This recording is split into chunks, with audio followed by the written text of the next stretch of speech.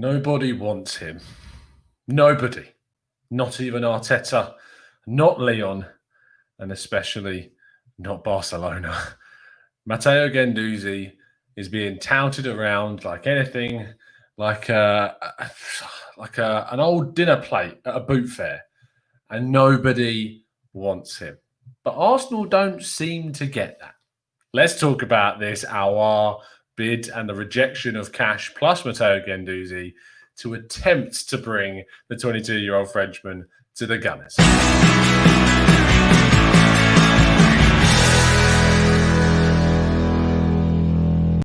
Hello and welcome to the Gooner Talk. Back again with you guys for another show, for another episode of our Raw Reaction series, a show in which we react to the latest Arsenal news and get your thoughts in our live chat and react to it and get everything that you could possibly want regarding Arsenal news. And I mean, this Auoar thing is now taking over the Partey obsession. Someone needs to come up with a nice slogan. Party time was great, but I mean, we need to come up with something good for Auoar. In case this happens, because my initial reaction is that the more these days go on, I see Auoar happening over Partey, and I don't really know how to take that, because I like Auoar, don't get me wrong, he's an amazing player, he's got a lot of potential, he's a great prospect, we need creativity, he can provide that. Is he the guy that Arsenal desperately need in the midfield? I feel that Partey is that guy. And that's where I start to get a little bit like, oh, I just kind of wish it was Partey. But I'm not going to complain if it is Auoar. I think it's a fantastic signing if he was to be made. And clearly the club are interested in bringing in this young guy into the Arsenal team. It's taking them a fair chunk of time. And Lyon are not budging on their valuation. And we know that Arsenal need funds to be coming in before they can reinvest. And that ties into the second part of this video, which we'll discuss probably alongside the first one, in fairness, because they kind of intertwine. Hello and welcome, and thank you to everyone that's joining into our chat box this evening. I see there's plenty of you wanting to find out the latest news regarding Auoar. The latest information that we have is that a 35 million euro move, which included the swap of Matteo Guendouzi for Houssem Auoar from Lyon, has been rejected by the club. Arsenal are really trying to get a deal done as soon as possible, it seems, for the Frenchman. And whether it happens in the next week or so and before the season starts, I know that due to quarantine rules, we're still not quite sure which players can and cannot play. I mean, we've seen Ceballos join and then play, and there's conflicting reports about the reasons why he was able to do that. I imagine so that with Auoar and France being on that list, it would mean that he has to wait a chunk of time before he could see him in an Arsenal shirt, were he to sign. The most concrete news is obviously that Arsenal's interest is very strong in the Frenchman, and they are trying to do things. But if anything, we know that the valuation of Auoar is around 50 million euros-ish, up to 60 million even. And Lyon want to sell players. They're happy to sell players. But the problem is with Lyon is that they're kind of waiting for better bids to come in for players that they're willing to see move on. The likes of Auoar himself, they are willing to let him leave. That's very well documented. And Moussa Dembele, the French forward as well, is one that's on their list of players that they're willing to also see leave as well. Jeffrey Adelaide has come out and said that he's also kind of keen to see if there's another challenge that awaits him with regular playing time, so they might be open to sell him. And they're kind of waiting, and this is looking into some of what Get French Football News is saying, that they're kind of waiting for some of the bigger sides, the Man Cities, the Barcelonas, to come around and put in some serious money on the table. But that doesn't seem to be happening. And if they want to move on some of their players, ironically, they could become in the same position as Arsenal, needing to accept lower bids than what the player is actually worth. And that could play into Arsenal's favour regarding Auoar. I hope it does. And it's going to be really intriguing to see whether or not Arsenal can get a deal for this very exciting young French talent into the club before the end of the window, and hopefully as soon to the start of the season as feasibly possible. Let's get some of your thoughts in the chat box. Archer says, Mike, he isn't a world-class player, but we need anybody to create desperately. That's in regards to what Mike Hernandez, one of our fantastic members, was saying. He said, all I'm saying is that a majority of Arsenal fans probably didn't know who Auoar was until Lyon played in the semi-finals. Maybe slightly harsh, but I kind of see where you're coming from, Mike. I know exactly where that's at. He is someone that before I would assume about 6 months ago, halfway through the season, he popped up on my radar and into sort of things, looking at players. And you know what I'm like, constantly dredging through young talent throughout Europe and seeing what they're like. And he popped up about 6 months ago for me, and I was still a little bit late to the party in regards to my French experts back then. But he is someone that has a lot of talent. He's someone that's very, very highly rated, someone that is expected to have a really good future. And whether or not Arsenal can afford to invest the amount of money that is needed to bring him in into someone that would still be a risk at the club. It's not to say that he wouldn't be. He certainly would still be a risk to bring in, because you never know whether a player, especially of his age, is going to succeed coming from Liga as well. We've seen Pepe transition rather difficultly into this Premier League, and it's going to be a similar sort of pattern, I feel, if we were to bring in Auoar as well. He's got a transition, he's got to get used to new teams and systems, and you can't expect him to hit the ground running, which is kind of what you will see with maybe Kai Havertz, but to a lesser extent, I feel that the young German's got all the potential in the world to smash things as soon as he comes in. Same with Timo Werner. So it's different for Auoar. I don't think he's the same pedigree as the likes of Havertz and Werner in terms of pure quality, not in terms of position, of course. And I feel like it would take him that little bit more to get ready into the Premier League. But he's someone that is so highly rated across Europe that he would be a real coup if Arsenal were able to bring him in. Juventus are also supposedly sniffing around Auoar as a possible player that they're interested in. With the bringing in of Auoar, they've kind of got that centre midfielder slot in there, but Auoar is a bit different to Auoar. He plays slightly more advanced and more creatively, but they have spent considerable money in the past on the likes of Higuain and of course Cristiano Ronaldo, and they do need to kind of wind down some of their spending. They made a lot of money after selling Pjanic, but the money that they've obviously spent on Auoar was significant too. So whether they are, the real interest is there with the likes of Ramsey still on a long contract on high wages. I'm genuinely not too sure about Bentancur as well. Is very highly thought of to play in that midfield. So who knows at this stage? They love a bidding war, says Guendouzi. They definitely do. Mr. Arsenal Podcast. All right, Tom, how you doing? Make sure you go check out Ryan's stuff on his channel. I'll be on there at 7 o'clock tonight for an exciting quiz, which I'm looking forward to. Temi says, hello, mate. I don't think we will get both Partey and Auoar. It will mean that Ceballos won't play. I agree with you. I think that it means that if you bring in one of Partey and Auoar, or both of them, I still think that Xhaka plays in this team. We talked about it on yesterday's show. Xhaka is imperative to Arteta's team. He's integral to what the Spaniard wants to do. He likes him a lot. And I think that if he brings the likes of Partey and Auoar in, he adds them to Xhaka, and Ceballos will then have to fight for his place again. And that's absolutely fine. Having competition in the first team is fantastic. And you can't. It's a problem that you want rather than one that you want to try and avoid. Gregory says, if we have 35 million for Auoar, you'd think they could pop on the 45.5 million for the buyout clause of Partey. You would, wouldn't you? It's 35 million euros, so it is a bit different. It would require another 15 million euros on top of that. And if Arsenal want to get in multiple targets, they're going to want to come in low. They want to, obviously, if they can try and use players in deals to move them on, they're going to do that as best as they can. If they can include Guendouzi in a deal to try and lessen the fee, they're going to try and do that. You can't blame them for that. They're short on their finances. They need to balance the books, and any way or possible of reducing a player's cost is going to be important for Arsenal in trying to get that player in. If you haven't already, there's an amazing video on The Athletic that Miami John sent to me yesterday, talking about some of the intricacies of the transfer market and some of the really strange and weird dealings that go on inside, about how WhatsApp is used so frequently within the transfer market for agents to put players forward, for clubs to approach agents and clubs of different players. And some mad stuff goes on in the world of football in regards to that. So for sure, it is certainly something that is going to be interesting to see how Arsenal deal with these negotiations for Auoar. Pachen says, come on, get Auoar done. If the reported 60 million is true and a structured deal is acceptable to Lyon, why wouldn't we just roll the dice? I think it's worth it. Ryan says, rather have competition all over the field here and there, and have players feel comfortable in their positions no matter how poor they might be playing. Jazz Meat says, if we're going for Auoar and loaning Nketiah out, I think Laka will stay, and that would make the deal for Partey on hold until maybe next season. Isaiah says, also Arsenal can structure the Auoar deal. They can't structure the release clause. They have to with Partey, which is a very good point. Yannick says, would you rather sign Auoar this season or wait till next season to get Szoboszlai? Yannick, I think you know the answer to that question. I'd rather we sign Partey over Auoar and went for Szoboszlai next year if we had any chance of signing him 100%. Yes, Vance says, disappointing to see Wolves spending 40 million on a 17-year-old. We just dragging on for Auoar and Partey shows our ambition.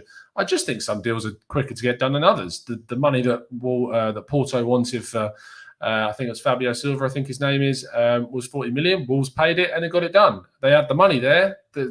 They're not a poor club by any means anymore, our Wolves. And I think that just means that they got the deal done relatively quickly. Also, you have to think about the fact that you don't know how long Wolves have really been going on for that deal. If you were as in tuned to Wolves's gerbil, let's call it. Let's say I'm sure there's loads of ITKs around for Wolves as well, other than Arsenal. And if we were in tune on our social medias as much as we are of our Arsenal players, as we could have been with Wolves players, maybe that deal has been rumbling on for a long, long time, and we just don't know it because we're not as in tune.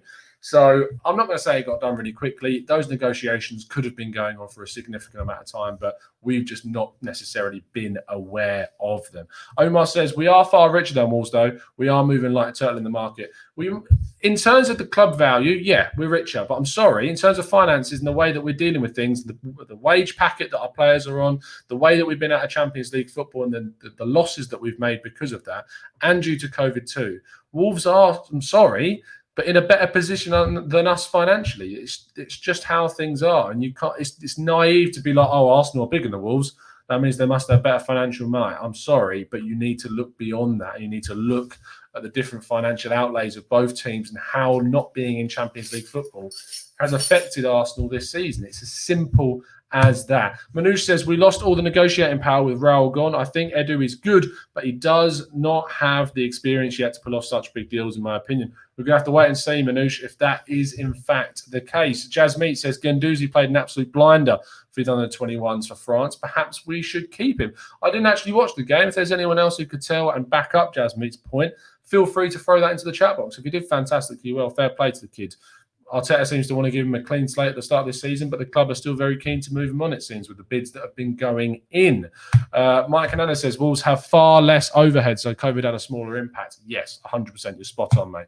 Freddie McNay says, we all seem very set on Auoar, but honestly, if we don't get him this window, and don't get a creative midfielder, it's not the end of the world. If we get Partey, as we will go in for one next summer, and I'd actually quite like to see what Ceballos can do in a more advanced free role, the role that he played at Real Betis, and I'd also like to see what Emile Smith-Rowe could do. So if Auoar doesn't come in, and we go for a more defensive or centre mid, number 8-ish style player, number 6-8 style player, similar to what Xhaka gives you, but on both sides, and I think add some solidity and some real sort of grit to our midfield, then I have absolutely no issue with Arsenal doing that. No issue at all. And it also means you could go for Szoboszlai next season.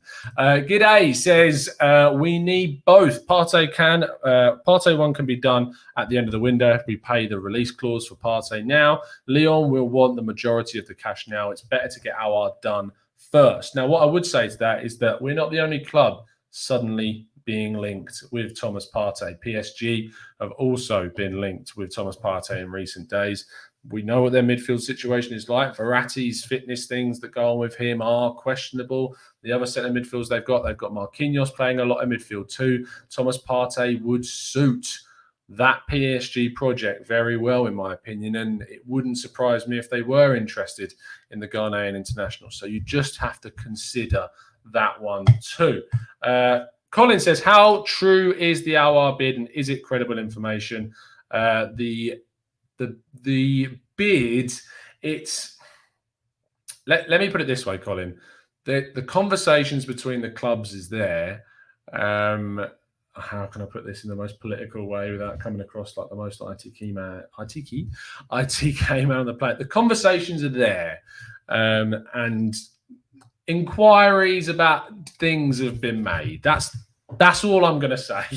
I'm not going to pretend to say this has happened. I'm not going to go and say this is it. I'm going off reports and then other things.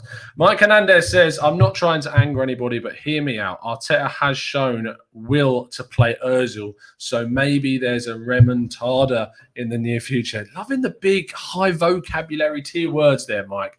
It's interesting that Ozil played, isn't it, in the friendly game? So maybe we'll see a little bit more of the German before the end of the season.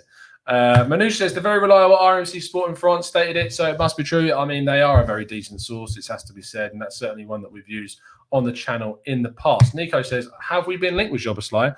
Are we really interested? The club are interested in him. That is all that there is. There is no bid. There is no offer. Nothing has been made for the Hungarian. I'm gutted about it, but the club know about Szoboszlai. Gary Mullen says, why not buy the young fella of Leipzig and loan him back for this season? At least we've had Ceballos for this season, and it's half the price for Auoar. Maybe the young fella of Leipzig. Are you talking about Konrad Laimer as a possible centre midfielder? Maybe you are. That might be who you're talking about. Yannick Max said, let PSG take Partey and we'll take Marquinhos since we're Brazil B. Billy says, big up. Do you reckon we will see a front three of Willian, Albert and Pepe with Ozil putting in the passes for them and running down at defenders? I don't think you're going to see all of that, to be honest. I still think if Lacazette stays, he starts at striker, or Nketiah, or if he stays and doesn't go out on loan. And I can't see Aubameyang being moved centrally too often this season. I might be wrong, but I just don't think that Aubameyang is going to be played in the middle. Rodney says, unpopular opinion, even if Ozil plays, that's not enough for top four. Maybe that's not too unpopular, though, is what he's saying. I mean, probably not. From Dull Square to Where, one of our great expert members says Ozil has to be on the boat, otherwise Arteta can't go against his principles and standards like Emery did.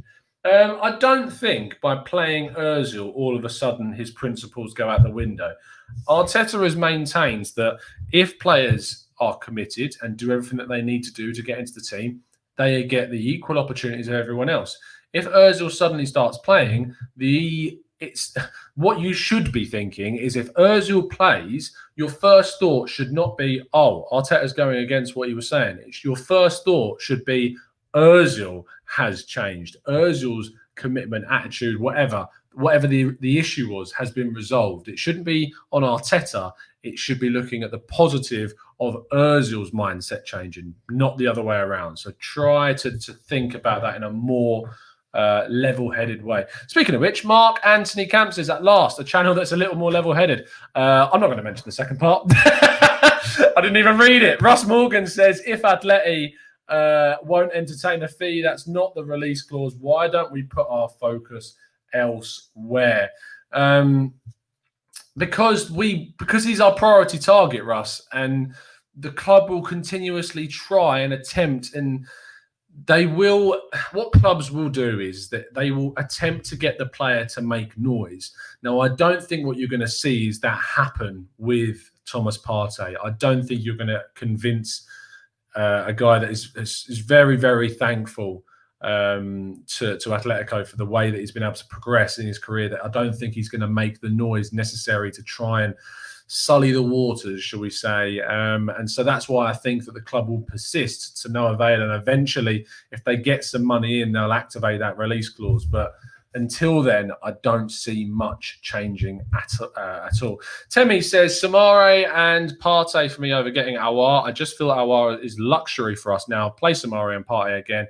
Top team away from home. And I kind of agree with you there. I think the priority should be that kind of steel that's needed in the midfield to back up Granit Xhaka rather than going creativity straight away. I think Ceballos and Emile Smith-Rowe can give us that. I think Willian can also give us that playing centrally too. I know a lot of you really want Auoar, but if we've got a head on our shoulders, we need to consider the financial implication of how much Arsenal are actually able to do this summer. Can we get Auoar and Partey in without selling significant amount of players? No, we just can't. It's just not realistic, especially having spent 30 million quid on Gabriel already, the money that's taken to get Willian in as well, and the money that, of course, would have been going out for Pepe this summer. That deal is running for the next few seasons, and we have to pay it in installments. Saliba, I'm sure some of that money as well was due to Saint-Etienne this year. So it's the money that's coming out of the club is significant. And then you have to factor in COVID. As you said there, Temi, I 100% agree with you that Auoar is a luxury, in my opinion, right now. He would be extra to hopefully getting the likes of a Partey or a Samara, 100%. Spetet Peter says, which I haven't seen in the chat before. Maybe you're new. If you are new, thank you ever so much for joining us, mate. Says the priority should be Partey. If Ozil has a good defense, he will give us what we want. Trust me. Yeah, I agree with you. 100% spot on. DS Electronics Unlimited. I hope that's not a plug.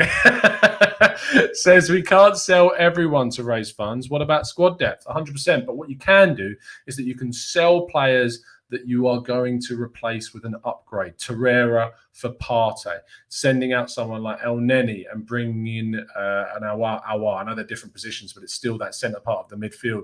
Losing a Rob Holding, losing a Socrates to bring in Gabriel, and obviously getting in Saliba as well. It's about that rotation of squad. If you actually look how many players Arsenal have, we have a very big squad of first-team players, and we do need to sell a lot of them, and we do need to replace them with higher value players, and we need to enable better routes for our young players to break through as well, like Smith Rowe, like John Jules, like Nketiah, like Willock to a lesser extent, who have already had really good, strong routes into the first team. But there's going to be more. The young Salah guy, Salah Eddin, is looking really exciting from the videos that I've seen in training from people that I know that are there and have said that he is really quite a special talent, and having seen him on the pitch nearly every day, he is really exciting people within the club. And the fact that we've got some young guys and we've taken them from the likes of Feyenoord, which is something that Arsenal won't be able to do at the end of this year because of what's happening with Brexit. Arsenal will no longer be able to sign under 18-year-olds, or I believe it's 16 to 18-year-olds from outside of or within the EU, in fact, because Britain will no longer be part of the EU. So the fact that we've kind of jumped on that already to bring in Salah Eddin and George Lewis as examples from Norway is showing that the club are not sitting on their laurels. They're bringing in those young players, and we've signed some others as well. Timothy Dinzey from Spurs. We've signed Tim Akinola from Huddersfield. There's some good young talent that we've managed to bring in and hopefully give roots into the first team or increase their value so that we can sell them on. Following Balogun, if you can get 10 million quid for him, I don't personally see a route for him into the first team at this stage, and he's going to want to move on. And if that's the case, get as much money for him as you can while his stock is at its highest. That's just where my head's at. Yes, Vance says Sangada, who is, of course, different from Sumara. I always get those two mixed up. From Toulouse is a very good player, available for around 10 million quid. We should take risks instead of buying him for double that in the next few years. We don't have the finance. Follow Leipzig's model. Now, what I would say is I'm a big fan of the Leipzig model. I'm a big fan of investing in youth. However, what I would say, yes, Vance, is if you're going to sign a player in a position such as what Sangara plays, it needs to be transformative. That's why you spend the big bucks on someone like a Partey. But if you're going to be looking to the future, you want to be buying in wide areas. You want to be buying possibly as a fullback option, not necessarily somewhere that we desperately need an upgrade in real top quality talent. I would be looking at other positions to be spending the 5 to 10 million quids on young, exciting, risky combinations, and actually putting in money into the big transformative signings in the centre part of the midfield is just how I feel on that one. Paulson Erot says Arsenal FC should go for Thomas Partey, defensive midfield to play with Xhaka, defensive midfield, and Ceballos, with the 10 being Willian occasionally. There is also Willock, Smith Rowe, Salah, Thomas Partey. I don't want to big up Salah way before his time. Salah is, whilst he is showing some really exciting stuff in training, he's not near the Premier League side. He's just not. He's only 17, and I get that Saka came through at 17 as well, but he's just not of that same level yet. Potential is there. I just don't want people getting their hopes up on Salah already. I really, really don't want to put too much pressure on the young lad whatsoever. Damien says, get back Ozil in the team and get Partey to integrate Smith Rowe and eventually replace Ozil. If Ozil's going to show commitment and consistency, I'm all for it. But until that happens, I can't legislate to just throw him into the team in important matches unless he's going to really show the quality that we know is there on a consistent basis. Marky Silent says, Tom, people don't want Guendouzi. What part of that is not going through Edu's thick head? I'm not sure you can. I don't think that that's a fair assessment at all. People don't want Guendouzi. And I think from the reports that you're looking at, is the club are very, very open to moving on Guendouzi. The issue is that, as you say there, clubs don't want Guendouzi at the level that Arsenal are willing to move him on. There was interest from Villarreal at a very low fee, And I think that low fee is about his market value right now. Unfortunately, he's not played significant football in a long time. His attitude's a big problem. The club clearly wanting to move on, and that reduces the player's market value considerably. So I get your point about trying to get it in the right way, but to be slagging off Edu that way isn't correct, and you should really think about the way you're speaking about it, to be honest. Muzi says, what makes you think Balogun won't make it? He shows potential, and we don't want another Gnabry situation. Muzi, what I suggest you do is you go onto the channel and you give the video a watch about Balogun and Nketiah. I'll highlight all of my thoughts on the two players there, so make sure you go and check that one out. Matt Gray says, we need to stop putting pressure on Saliba. He's new to the league, new country and team. I say he'll win the Ballon d'Or in the 2022-23 season, not this season. Stop putting pressure. Stop putting pressure on him. Don't put the pressure on Saliba now, because he's going to win the Ballon d'Or. So it doesn't matter. I'm loving the oxymoronic language there, mate. Jasmeet Singh says, I think we will play a back four against Fulham with Willian at number 10 behind the front three. Regardless of Partey, I think Gabriel is key to this. Yeah, possibly. I don't know how quickly we'll integrate Gabriel and Saliba into the back line. I think David Luiz's place is pretty solid in the back line at the moment, with the long term trying to get Saliba and Gabriel playing together. Gary Mullen says, Tom, what's your honest opinion on us getting Partey deal actually done? Honestly, Gary, it's 50-50. There's nothing more. Anyone, and it doesn't matter who you follow, it doesn't matter what language they tweet in, it's a very, very common knowledge that Arsenal want Thomas Partey. The club want him. What isn't fair, and what really annoys me, is that when you see on Twitter people claiming that he will be an Arsenal player by the end of the window, let me tell you, they know nothing. They know absolutely nothing. And all that is based on is a hunch and a hope. And that is it. And you can go out and you can believe them all you want if you like, and fair play if you want to do that. It's very easy to get dragged into Arsenal discussion, Arsenal controversy and transfers.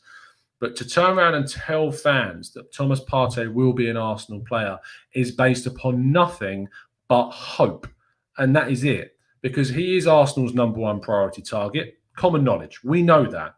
And they will pay that money for Thomas Partey. That is a fact.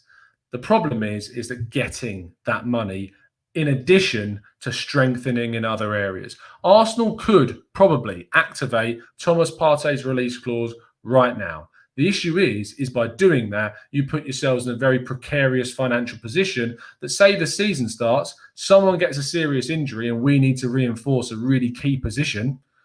That then goes out the window. What happens if, say, Kieran Tierney gets a long-term injury and you've already sold, say, a Kolasinac?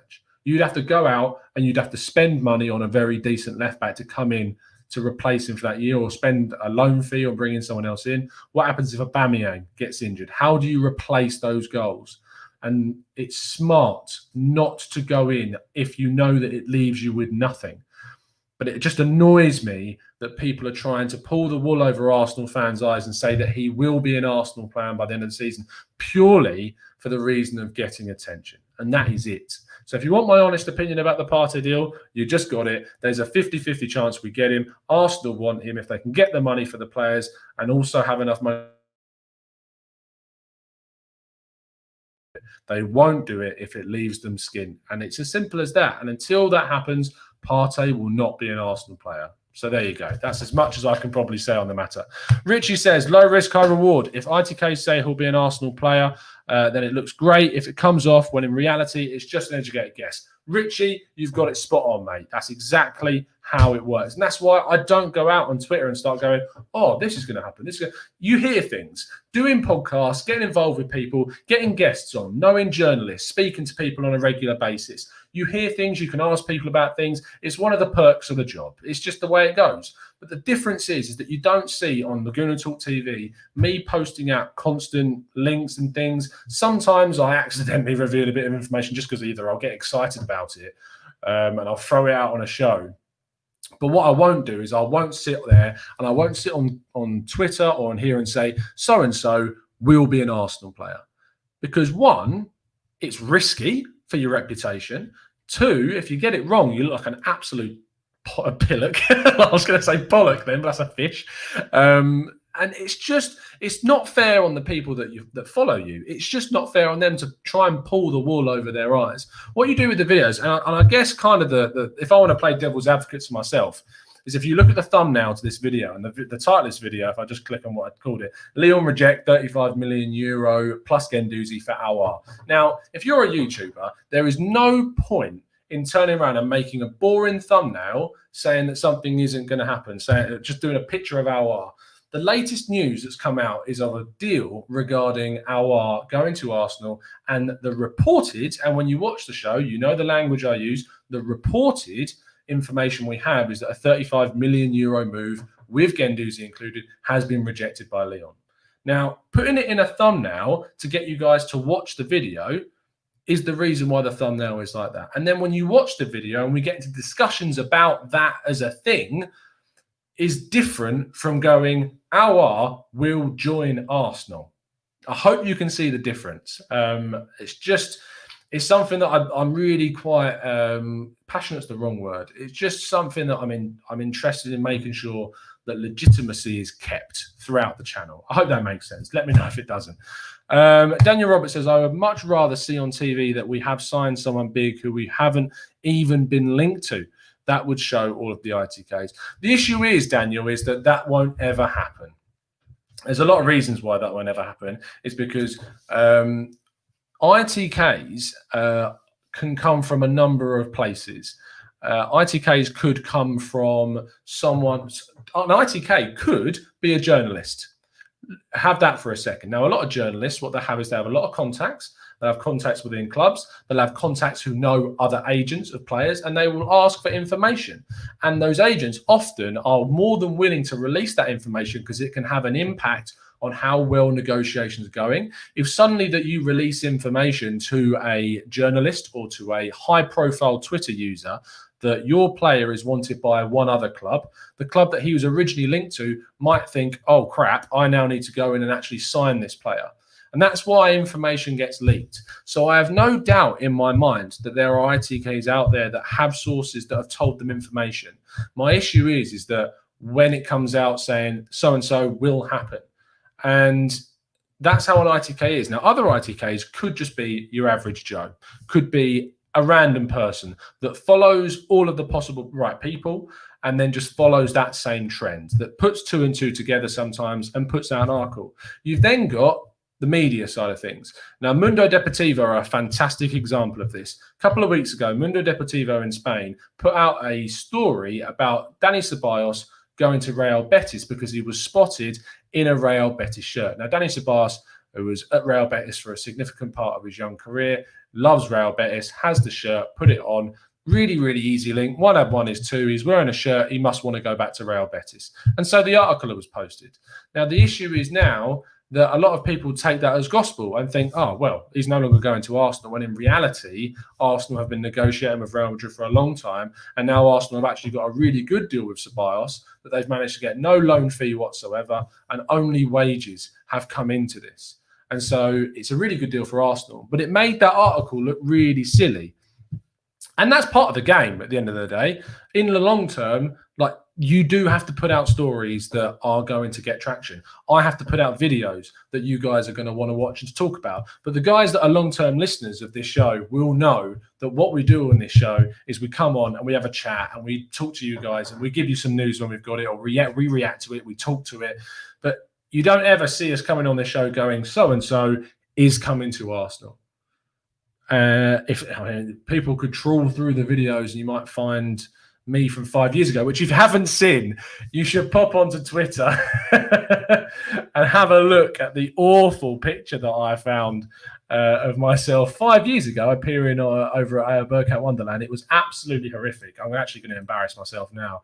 If you haven't followed us at the Going to Talk TV, please do. Look at this horrific picture. Look at this. This is what I used to look at it. What is that? Who is that little baby-faced assassin that you can see on your screen there? Terrible stuff. I mean, very different now, I hope, to what I used to look like. Mode Adam says, how can't we afford to buy players? Aren't the FFP rules suspended this year?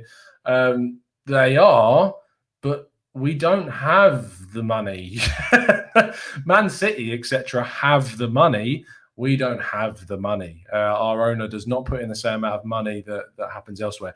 I've been talking to you for 34 minutes and I've not addressed the second part of the news today. And Chippy Boy says Torino have offered 24 million euros for Torreira. I've seen it. I've seen it reported. I've not double checked that information at all. I'm going to drop a text to someone as soon as after I've finished coming off the show. But I've not seen it anywhere. If that is the case, then great, because that would obviously put Torino in a more advantageous position than it would Fiorentina, because Torino would be offering more money up front. If that is the case, Chippy Boy, I've seen it reported. If it is the case, then it's really good news. Really, really good news. You want it, Mac? It was not taken a week ago. I promise you. It was not taken a week ago. Jasmine says, I've followed you for a long time now, Tom, because you're one of the rare people that actually speaks correctly. Thank you, Jasmine. That's very kind of you to say. Nico says Tom was 13 at the time. Unbelievable. Daniel Roberts says, what do you make of playing Leicester between West Ham and Liverpool? Is what it is, isn't it? I think it's going to be a chance to run the kids out. I think Leicester are going to do the same thing. I can't imagine them putting too many of their first team out in that game. League Cup is always a bit up in the air, isn't it? It is what it is. At the end of the day, it is what it is. You flatter me, Muzi. You flatter me. That band says, sorry if I pronounced your name wrong, mate. Please correct me if I did. He says, do you think the club is broke? I don't think it's broke. I just think it's very financially restricted in comparison to its top six rivals, is how you would sum it up for sure. GK says, when I think about it, we can't sell Torreira or any of our midfielders, to be honest. You must bring in a midfield replacement first. Our midfield depth is lacking. And it's a very strong point. It's a lot of the reasons why it takes so long for these deals to happen. Matthew Hutton says, another world-class, who is world-class, is the current midfield, Pape Roy. I think Granit Xhaka could be someone you're talking about there. Mike Hernandez says, Tom ages like Arteta. What's the secret? No, I prefer ages like Paul Rudd. If you've seen what Paul Rudd looked years ago and what he does now, it's an incredible comparison. Daniel Roberts says, has anyone ever told you look like Kyron? Honestly, everyone's been tweeting me this. And the only people I ever get compared to are moonheads. People who have massive moonheads. So thanks for that. I understand. I have a giant head. Okay, I get it. All right, I'm proud of it. It got me where I am today, and you recognise it. So I'm proud of the moonhead. Let's move on. Raf, good old Raf. Make sure you check him out on Twitter at Messy Music. There's some fantastic stuff going over there, and he's a great guest. And actually, I can probably announce this now because it will happen at some point. Plus members and expert members, your Plus members podcast that you get exclusive access to for being a member is going to be with RAF this month. So make sure you sign up if you want to get access to exclusive content and the chance to appear on the show. Expert members, keep an eye on your community tab this week. There will be a chance for you to appear very, very soon. But he says we need the money first, and that's the problem. And that is the problem. Leave me alone, Nico. Mike Hernandez says, on the other hand, maybe the club is selling midfielders because they are confident of incoming deals. And that could be the case, is that we are able to sell because we know that if we're able to get that money in, that we can do those negotiations, we can get those deals over the line. It makes 100% sense. T-Bob Hess says, Szoboszlai just missed a one-on-one against Russia. He's overrated. Did you see that free kick? That's all I'm going to say to that. That's all I'm going to say. Samson says, Tom, you say and whatnot all the time. What happened? I grew. I expanded my vocabulary, Samson, and whatnot. Justin KS says, Uncle Stan, please can we borrow £100 million? We promise to pay you back. I don't think it's going to happen, mate. I don't think it's going to happen. Did Tom just say Xhaka's world class? No, he's not world class. He's not world class. He's just very, very good. Carter Stage says, we are struggling to sell players. Clubs just miss with us. I think they mess with us, I assume, but yeah, they do. And they're able to. Auoar says, Tom, any update on Samare? No. Interest is there. I think they look at him as a sort of a backup to Partey, but he's a risk. He's looked upon as a risk for sure. Really, really is. Ahmad says, what about Christian Eriksen? Newspapers say he's available for 30. Why would you want to spend that much money? It leaves you with nothing. and any no sell-on value either. That's the issue. It's no sell-on value at all. Auoar gives you so much more. I've been going for 40 minutes now. I think it's probably time we wrap things up. Thank you so much for listening, people. Please drop a like on the video if you enjoy it. You should be able to, if you've enjoyed Moonhead here, then make sure you go check out the Mr. Arsenal podcast at 7 o'clock this evening. There's going to be a quiz. I get to embarrass myself a bit more, which should be fun, with some drink and a pizza, which could be quite nice. So if you want to go and check that out, make sure you check out Ryan's Twitter and his channel, the Mr. Arsenal podcast, that is. So I'll see you there very, very soon. If you could drop a like on the video, I'd really appreciate it. If you could subscribe to the channel, if you're new around here, I'd appreciate that too. We'll be back again, as we always are, nearly every single day, if not every single day, and more. Then you can get some great content. Expert members, keep an eye on that community tab during the week. Your chance to come on the show is coming up very, very soon. I'll see you again. And as always, up the Arsenal.